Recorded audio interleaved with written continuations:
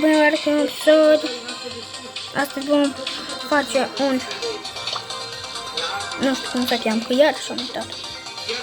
Mă. Ne pică ceva? Nu ne pică nimica. Cum se păcăl fi bine. Că ăsta e contul lui Tycoon. 52, 3. Poate ne pică ceva. Dacă nu, asta e.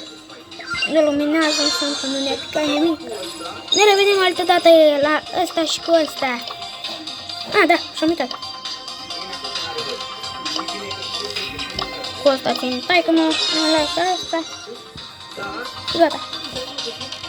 Asta e să vedem ce task-uri are.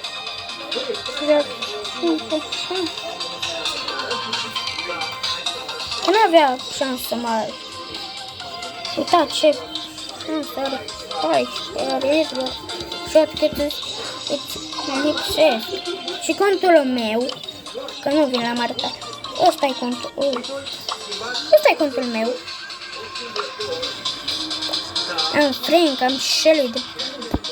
Uite ce am. Am și Crow.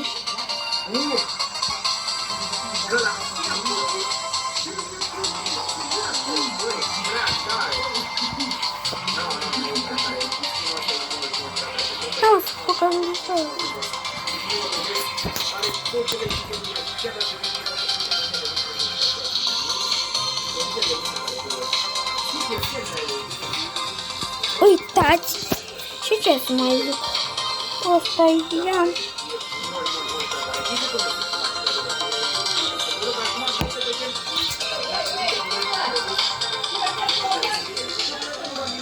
Și comentați, subscribe, nu uitați să apăsați butonul de like și subscribe. Pa, pa!